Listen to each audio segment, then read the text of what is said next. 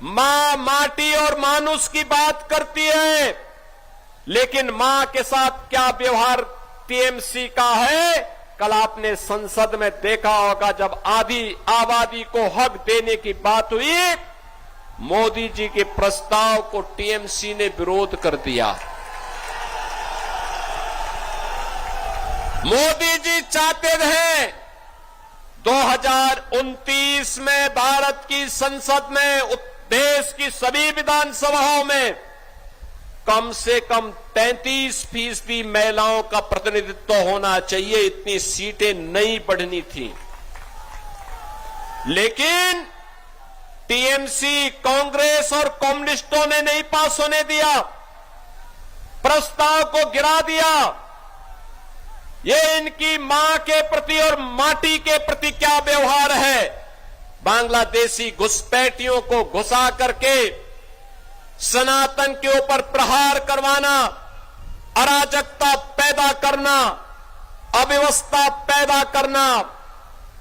बेटी असुरक्षित है, व्यापारी असुरक्षित है, भय का माहौल है, पर्व और त्योहार के पहले उपद्रव हो जाता है, कर्फ्यू लगता है, कोई सुरक्षित नहीं। बहन और भाइयों, जो स्थिति आज बंगाल की है, यही स्थिति 2017 के पहले उत्तर प्रदेश की भी हुआ करती थी। उत्तर प्रदेश में 17 के पहले वहां पर दंगे होते थे, कर्फ्यू लगता था, पर्व और त्योहार के पहले उपद्रव होता था, निर्दोष हिंदुओं को छोटे मुकदमों में फंसाया जाता था, जय श्री राम का नारा नहीं लगा सकते थे, दुर्गा पूजा नहीं कर सकते थे, अराजकता चरम पर थी, विकास कार्य ठप थे, गरीबों को कोई योजना का लाभ नहीं मिलता था। 2017 में यूपी के अंदर मोदी जी के आह्वान पर डबल इंजन की बीजेपी की सरकार बनी। डबल इंजन की बीजेपी की सरकार का मतलब क्या होता है, यूपी में जाकर के देखो, यूपी में जाकर के देखो। आज वहां पे न कर्फ्यू है न दंगा है, यूपी में सब चंगा है। अब यूपी में कोई असुरक्षा नहीं। याद करना, यूपी में लव जिहाद नहीं है और लैंड जिहाद भी नहीं है। यूपी में सड़कों पे नमाज नहीं होती है। यूपी में मस्जिदों की आवाज मस्जिद के बाहर नहीं निकलती है। यूपी में गाय नहीं कटती है और हिंदू नहीं बढ़ता है। परिणाम क्या है, वहां नौजवान के हाथ को काम है, अन्नदाता किसान खुशहाल है, बेटी सुरक्षित है और अयोध्या में भव्य राम मंदिर का निर्माण है। और यही तो हमें बंगाल के अंदर भी करना है।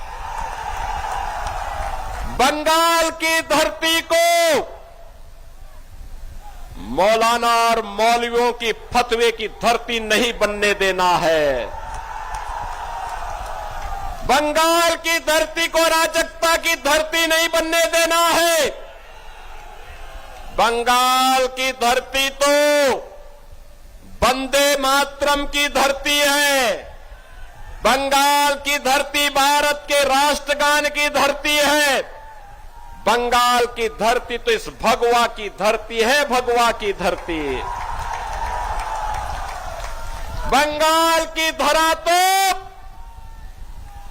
भारत की आध्यात्मिक परंपरा की धरा है और बंगाल की धरती को मां काली, मां दुर्गा और हर हर महादेव की धरती है। उसी रूप में बंगाल को आगे बढ़ाना है और इसीलिए आज मैं आपके पास आया हूं आपसे कहने के लिए, बहनों और भाइयों, आपने बीजेपी को लगातार दूसरी बार सांसद दिया है, मैं इसके लिए आपका अभिनंदन करता हूं।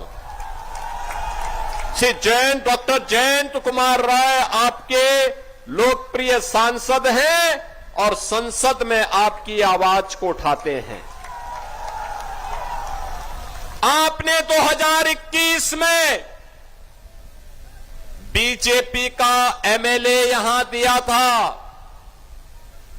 उनकी दुखद मौत के कारण बाई इलेक्शन में टीएमसी ने गुंडागिर्दी करके सीट हथिया ली थी, लेकिन आज अब उनको इस सीट पर जबरन कब्जा नहीं करने देना है और इसीलिए आज मैं आपके पास आया हूं।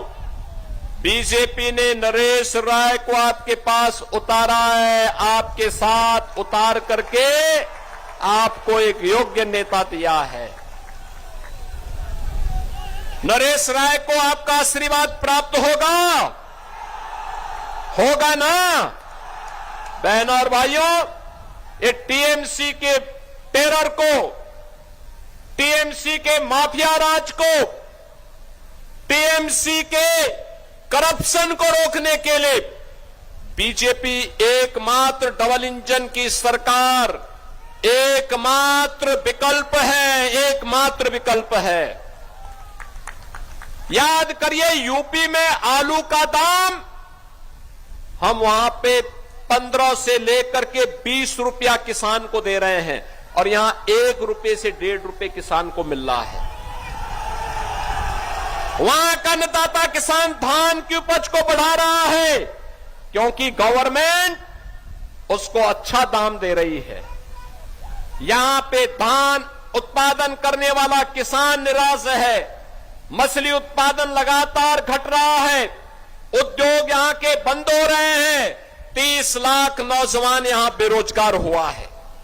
यूपी में 3 करोड़ युवाओं को रोजगार मिला है, लेकिन बंगाल में टीएमसी के गुंडे मोदी जी के द्वारा भेजे गए पैसे को हजम कर जाते हैं। माफिया राज हावी है, सैंड माफिया, लैंड माफिया, बागान माफिया, ये सभी हावी होकर के आपके हक पे डकैती डाल रहे हैं। और मैं तो आपसे कहने के लिए आया हूं, ये माफिया का उपचार भी बीजेपी है। यूपी में बुलडोजर केवल सड़क नहीं बनाता है, ये माफिया गुंडे और दंगाइयों की हड्डी पसली को भी एक करता है सड़क के साथ में, और ये केवल बीजेपी कर सकती है। और इसीलिए हम चाहते हैं कि बीजेपी की यहां पे सरकार बने और बीजेपी की सरकार बनाने के लिए नरेश राय को यहां से विजयी बना करके भेजना पड़ेगा।